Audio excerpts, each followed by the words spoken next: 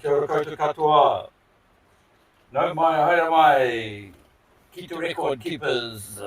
We're racing up to December the 11th in 2021. We're on our way to have a look at Hatupatu's rock and some beaches in Tokaroa.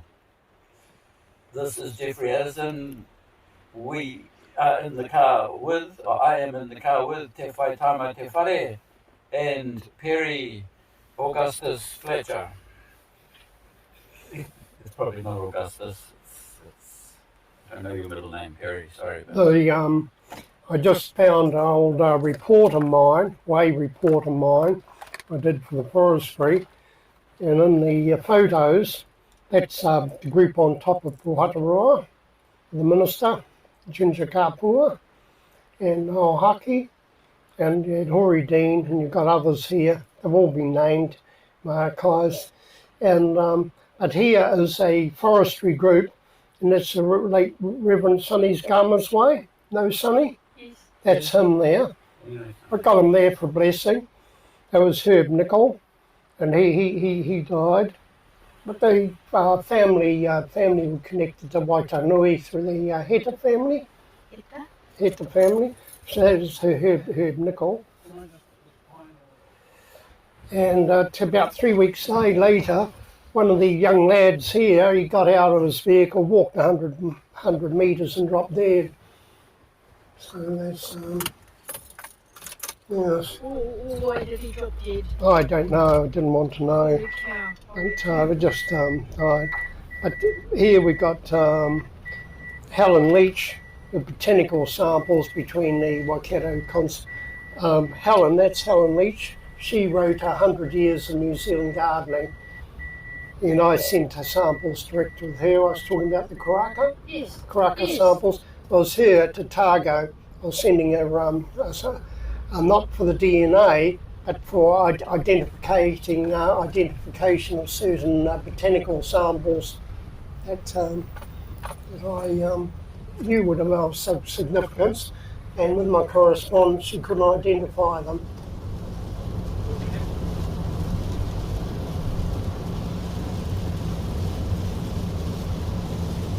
So the scope of our Māori Rock Art Collective archives is going to be much broader than just rock art itself. It's going to include all of the work we've been doing together, Perry. Just the knowledge seems to sit well together rather than just in isolation of each other. What's the point of just identifying rock art sites if you can't speak about the history of the land and who made the rock art? Well, yes, very limited. Anything that I say, I've got some record of who did a specific thing in rock art, but as I say, it's very limited because you had the traders going from coast to coast, and they tended to have laid the tracks and that for movements around the country where they went. That's an indication. And what is the function of rock art in terms of our cultural expression in the present and going forward? That's the other interesting. Where do we take our? Because what is modern now will be very traditional one day. So in the past, our expression of that art form has been completely spontaneous. Many sites are recorded as rock art. It would just be seen as just the odd meaningless kukawai daub, but I put it under rock art to give it some sort of recognition and protection, because what is art? The people who were doing it didn't even have the concept art in their mind, making those applications. There's dots and dash applications. They were a communication, and they have meaning to the artists. I say artists, the people who applied them, that we just don't we've no knowledge of nowadays. And it was only doing a thorough region-to-region coverage that by putting from Rotorua to Taumaranui, a site type, and relating to the site and relating to types of application, that you could get a comparative thing or a consistency.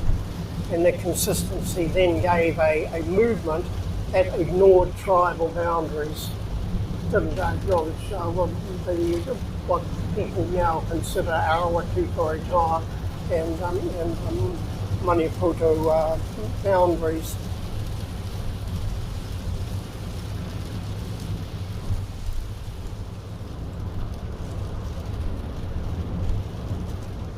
One of our jaunts we'll do a loop from that way and around to Tikal Road, and we'll link back, and I can point out the story and history and preservations, which includes some of the sites in here of the power sites are identified and tried to protect. So is there an old road, or not different to this one, that we can come back on? We're on a modern road, and what we'll do a reverse thing. We'll go down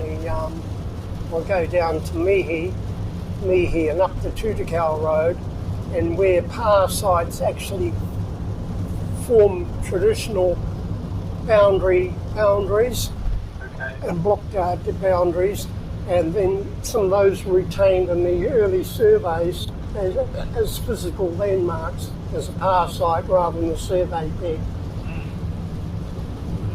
And that, and from there we carry the stories of these people.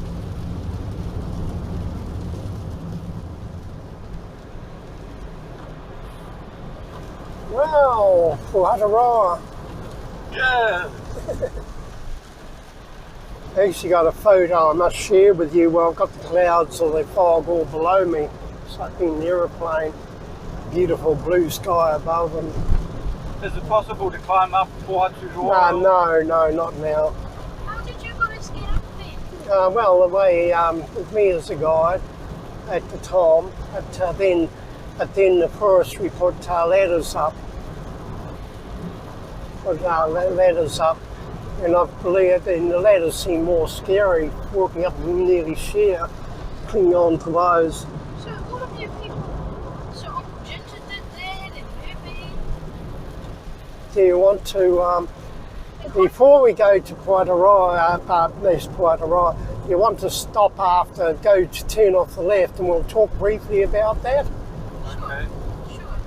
We can either do it on both sides, but Up here? The bridge. Just here? further on. Further on. There's a side road you can turn off here. When you say here, When you see a sign for a road. Oh, okay. I think it's after the bridge. No, there's got one on this side. Okay. See, there's Oh, one yes, down there here this side. Yes, yes, yes.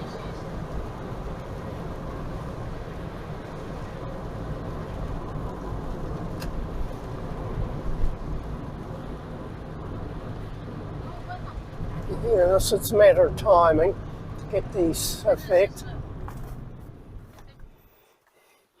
Well, that's archaeological survey was thrown together, and that's Pohaturoa. Now, before any trees were planted or replanted here, there used to be massive boulders and a lot of mudstone and boulders here, and it was a great. But I've recorded two sites at the lower left and upper right of the. I can say the mountain when you're talking, and then I'll come back to the book.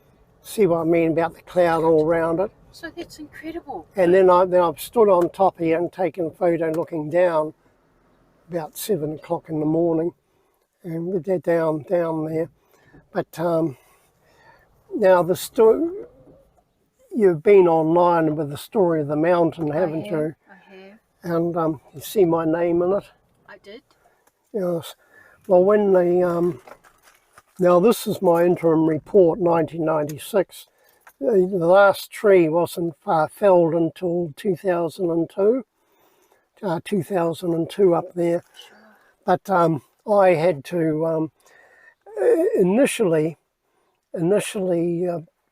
someone who's contributing a marvellous archaeology article to this lakes of Waikato. I went up with a representative, Maori representative, who wasn't from here, wasn't representing anyone except his father from another place, and he went up with the archaeologist, and the archaeologist said, oh, nothing there, noted 2 or 3 open depressions, and said, let it go. That's why about a week later, I went into the Carterholt's place at Greyburn House. That's the now converted place you went into, the Rokawa Trust Board. And they said, oh, we're going to be in 3 months' time, we're going to be harvesting all up there, 70-year-old trees. And they said, oh, the archaeologists said, let it go and that, and there's nothing really there. And I said, about the pits, and they said, what pits? I said, well, if you haven't seen any pits, you better get me up there. And that resulted in this report, me putting a hold on the whole thing. And then we got detail maps, as I say, this was the interim one. But this is, you know, my efforts there. We cleared, exposed, solid as anything. And so that's a series of the work we did, and that's where I was able to analyse things and do a scale drawing. I put 2 metal pipes, about 4 metres from each other, had a straight line through all these trees, something which the survey archaeologists would find impossible to do, and dead reckoning we had uninhibited line with all these hundreds of trees planted. Oh, so it's quite big up the top, 120 metres. Oh, that was from pipe to pipe. That was to put metal pipes on. Quite a flat expanse. And yes, and with that I did angles and profiles here. And someone to assist me was Steve Heap. And here I've got Dr. Neville Ritchie, the man who said nothing there, came up with a shelter on the side there. He's the one that's doing this marvellous thing. You know, I had to show him things. What's in the shelter? Anything Yes, there were a whole lot of hearths here. There were a whole lot of hearths, but they've all gone. They've all been lost. All gone now with the surface uplift. But that's the ground plan as where they remained to my original one, and with the line. And with that, the pine trees, they cut pines 50 metres away, and next storm came, and all the pines toppled, and they tore out all the frontage and took the features with them. I had to fight even to get the archaeologists up there for Department of Conservation, and it was, but here, Steve Heap Pohaturoa, he assisted me with a slasher, and we cleared the whole area up top. Wow.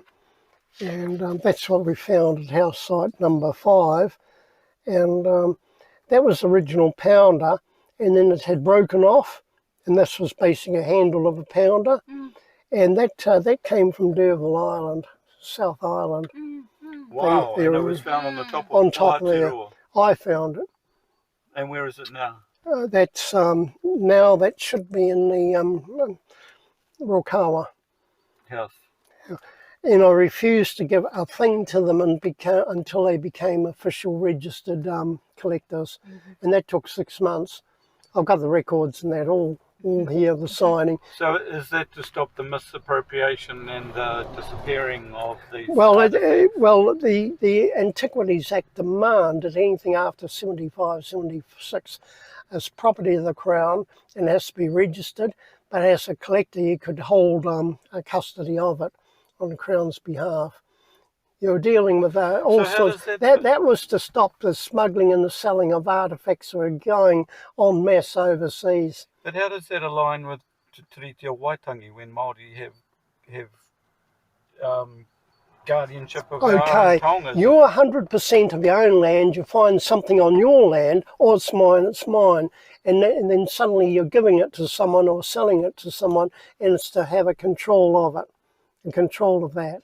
It's all very properly and correctly laid out, because that means if you find something, a neighbour says, I'm a Maori, I'll have that, thanks, and disappears, no record or anything else.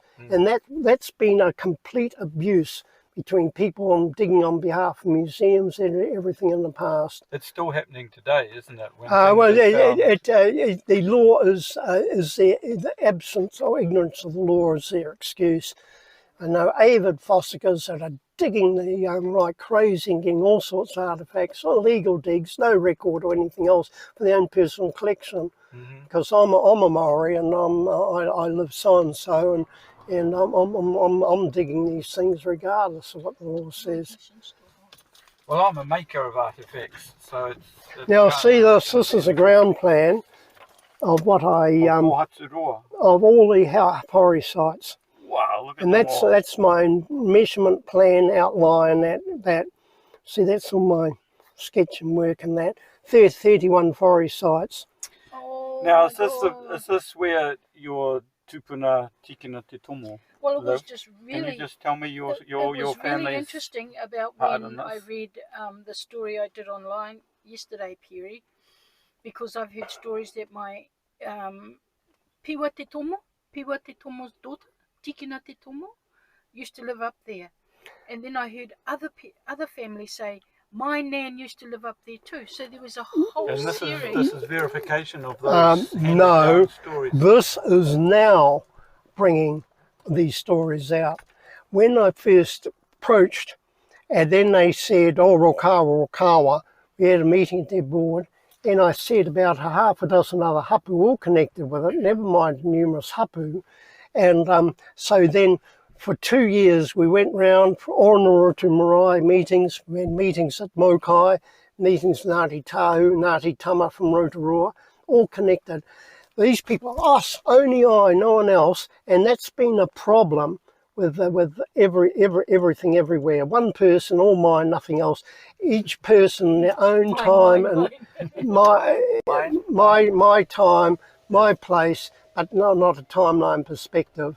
Yes. And that was the big article that it sort of addressed that in the 2-page spread they did at the New Zealand Herald, the big New Zealand Herald spread. And so when our first meetings on the Rotu Marae, the elders, some of these I got photos of them sitting on top there, and what is your knowledge, all your families, everyone far and wide about the mountain? Blank. Oh, it's tapu. That's the only thing they said, it's tapu. And so no Maori history, nothing. Then, after 2-3 years, one said, oh, I think my father and my grandfather planted up there. After that, every Maori and their dog tried to claim that they had an uncle or a grandfather person who planted up there. It was almost getting more people claiming who were a year before in denial, and it was tapu and no knowledge of it. They're all jumping. So one comes out, they all come out. Well, this is something that I've heard for years and years and years. It's not something that's recent. It's just that these are old stories. This is my auntie, who is now 92. This just verifies what names- she's been saying for decades. Yes, but the one group there were only claiming and blocked everyone out and said that there was nothing there, it was tapu. And by 4 years later, then the stories were coming out from the families and that. Yes. Then the stories were coming out, but they were being overridden and almost suppressed to even say they had an interest when people were saying, oh, it's tapu. So why did people live there? What was the reason to locate themselves up there? Is it just defensive? No, you were up there, you controlled the region, you controlled the area.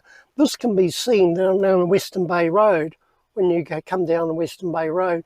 When you first come over the Rotorua Muri Road, you see this.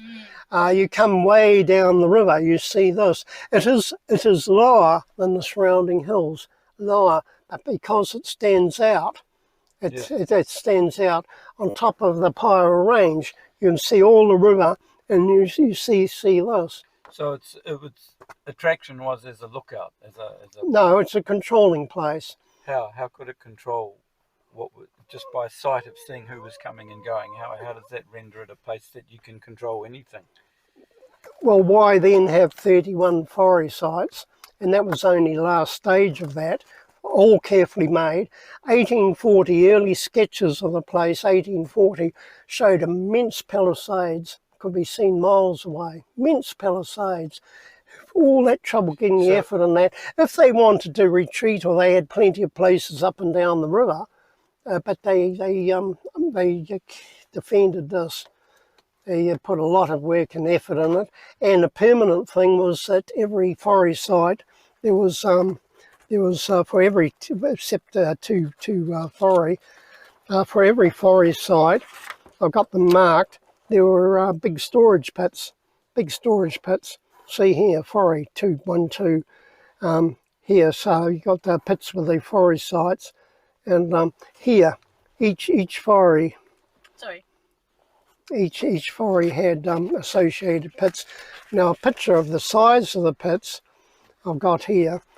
Now, I did this as a discussion point, which was given with the local Maori for commenting on, and with that, because I had elders again were making connections with this place, and is it in this?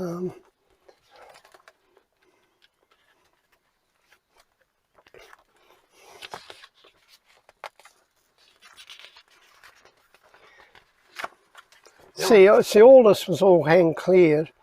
That's Steve Heap, and I've used pink ribbon to identify each. At each stump, I put a red So is that mark a house site? of forest sites. Yeah. Forest sites, and the small north facing has. I've got them planned out. This is after that there's, and this is look side by side, all laid out as to the map, and see, there was much occupation at the foot of this place too. Was there? I thought it was in this map. Oh, that's a little dog here. So you don't mention the different, A little dog chirpy. the different tribal subgroups who were living here? Or either tribal subgroups, yes, it's all in the narrative. And then I acknowledged my big report detailing that's in the Hatupatu report. And I hear you're going to publish all of your booklets here. Is that correct? So Who would that be with? Perry? No idea, unless it's people in the present company. Well, it's Addison. It's called Addison Autonomous Publishers. yes, The fabulous collection. see, this was a side that's in situ of house site number 5, but what protected a lot of these over the years was the pine needles and 70-year-old trees, so it kept the ground soured. Right, and nothing would grow over it. And it was still scrubby, but nothing too seriously. Acidified the soil so nothing could grow back. Nothing would grow back. Wow. So that was a bonus. So how long did you spend up on there? Many weekends, because my sister was a GIS young man. So how did you get up there? Originally I went from, I was speaking to someone at the village, and he'd been a reserve ranger down in the Fiordland. And then we suddenly decided, oh, we'll climb up it. And yeah, some years later, the forestry had a sign at the bottom, and they'd put a steps and tracks steps to go up, which are more spooky, almost vertical to climb up, and that was in place until the harvesting ended, and then the only Maori that went up there was the ones in helicopter. The ones who said all tapu, virtualize and everything else, and they came in the helicopter, never climbed up, and themselves, And when they found that everyone else, Uncle and everyone else had climbed, they wasn't so tapu anymore. And then they last day with the crosscutters, because they've got, this is 1996, 2000 I worked personally with the crosscutters. I held the work up for 4 years because Historic Places Trust, mainly through that original archaeologist, dock archaeologist, and then after 2 years, even this, they decided, oh, too hard, let it go. Most of 95% or 90% of all the sites and features will be destroyed. And so I held up every 2 years later, worked with the crosscutters, and about 96% of all their features, including every existing forest site, were all from the massive trees weren't touched or affected. That's me personally instructing the crosscutters. We had the best crosscutters in the country doing the work. And that says to me, if Historic Places Trust said, let it go, and that's in the too hard basket for New Zealand, every other site in New Zealand isn't as hard, so why let it go? Now, why in 4 years Historic Places Trust had nearly 900 applications to modify or destroy sites, most of which were Maori sites, and they let the whole lot go except about 40 and 900. That is a bias. If it's houses or old houses or anything else, they plenty of money for that. And this is a bias in the thinking and the mindset against the Maori cultural things, and probably say, oh, that's just a pit here or a middle there. But like the rock art, not looking in the wider context or the Maori perspective or feelings of local Maori. So who owns Maunga Pohaturoa nowadays? This is all part, that was gazetted in 1953-54, but there's no record of the gazette notices, strangely have disappeared. Gazetted as what? As a historic pa.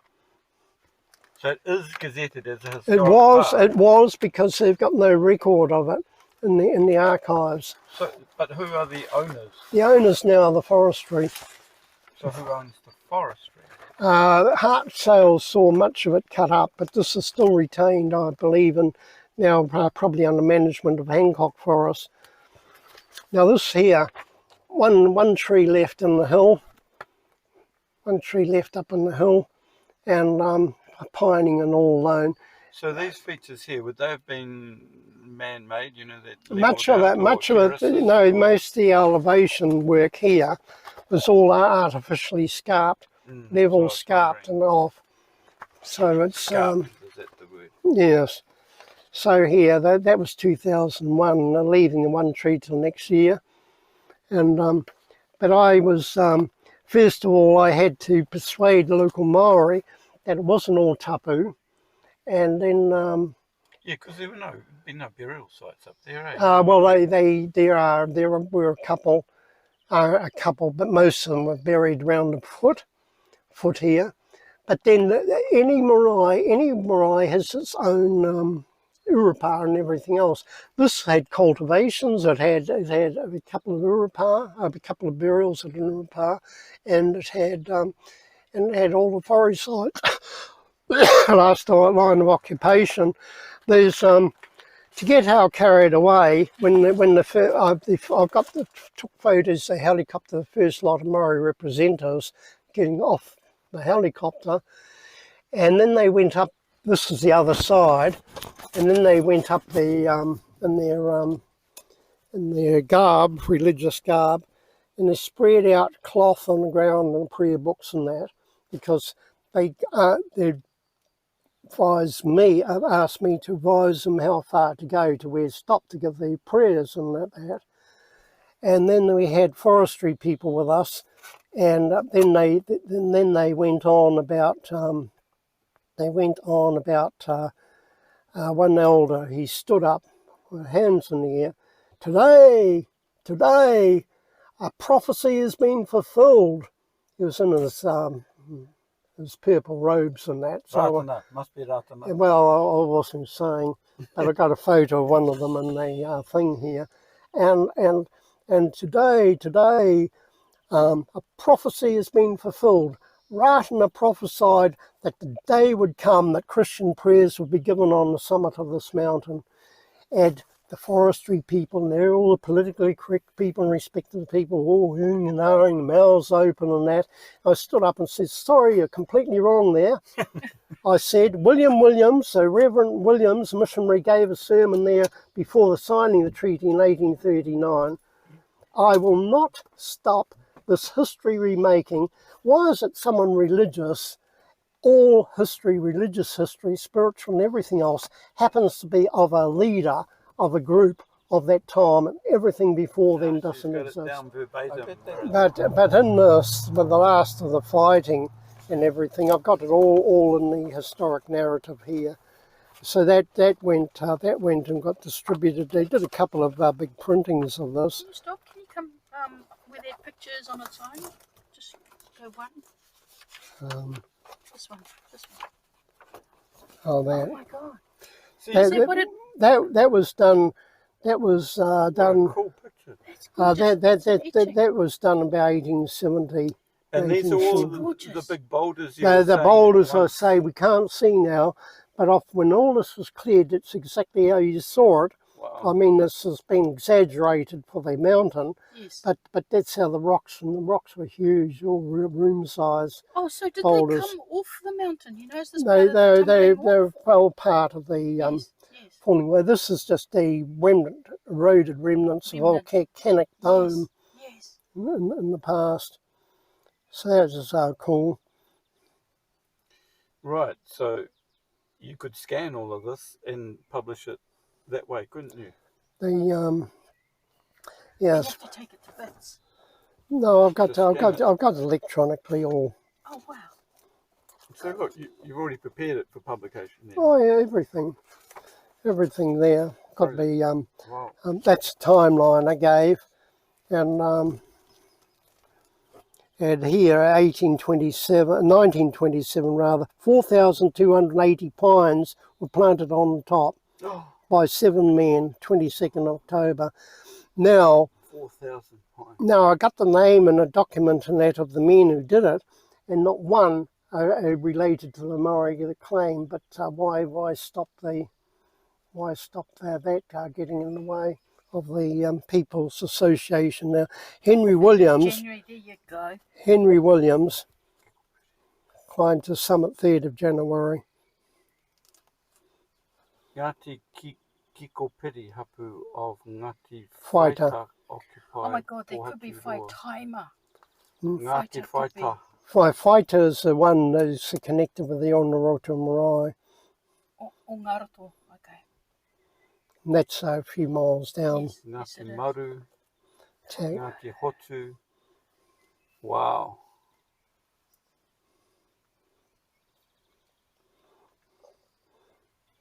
I haven't heard of this tribe. Yeah, so were the ones. Punga Punga. They were the ones that basically the in came here at near this place. So that's the early history. And since then, because this is 1996, by 2002, I was up there with the clearing and the put posts at every forest site, white posts like roadside markers, got every forest site. But the Historic Places Trust, if they said 96% of all the features would go, and I saved that in every feature, including every forest site, who's right, who's correct, and how with all their tick off with everything, they're ruining the sites of the country by their armchair archaeologists and opinions made and recommendations and offices. Reason for conquest, intermarriage, reason for conquest, lands taken by Tainui, and Rahu Rahu and Ngāti Tahu, and that's where ancient history by Hitari Teparata, that was a separate thing entirely removed from Land Court's his own writings in the 1890s about it. And did you find that yourself from going Oh yes, through I've been the Maori Land Court, Waikato universities, all our own time and effort. I've done the hard yards. It's not just merely running over all the countryside. It's here's the Ngāti Whaita, and and then post harvest I gave more and more of their site survey results. And so that was initially to to start this toward the harvesting. Okay, I'm just going to go out and have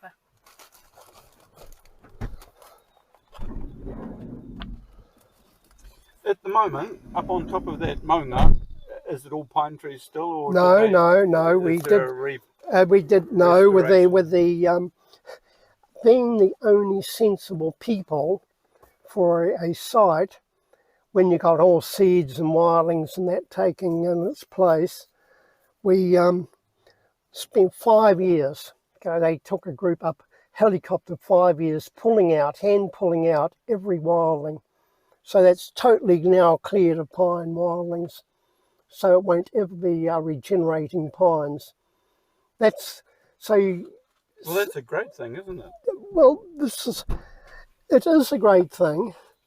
When the Historic Places Trust wrote it off, the DOC expert said there was nothing there, or hardly anything there, not to get in the way of mass harvesting. Why is it then that cutting the trees, people do this, they're doing this at Urupā and everything else, removing pines, walking away, and 2-3 years later you're getting a whole lot of wildlings come up. So you go to trustees and say these need removing, and for a handful of those do nothing but something like this. We had 5 years of revisiting with a group and hand pulling up all the wildlings. That's the part of the... So you just don't react to something. You've got to put a long-term plans and for management and that in place. And so that's what happened here. So I oversaw this thing right through. After the first year, I just left them for the annual drop-off and clearing of the pine wildlings. And yet, what I could do myself at Urupā and that, where they've cleared pines, and with wildlings, they're not bothering. 5 years it becomes a problem. And yet for an hour's work or something, initially, it's just too much trouble. Well, you go to a place like TeWhare and you see how huge the wilding pines are up on top of there, and even to get them out now would destroy a lot of the... But did they take notice to me 25 years ago when I said these are small, they need removing? My recommendations? No, they certainly didn't. And they're monsters now. That's what happens. Yeah. So why is it that most people only react to the moment and have got no thought to long-term tomorrow or anything else? It just stays in their mind, nothing will change. Because it's part of the she'll be right mentality that has inculcated itself. Where are we off to now? I feel like the shroud has descended, so we should head to Hatupatu. Okay, here you are, Whaitaima.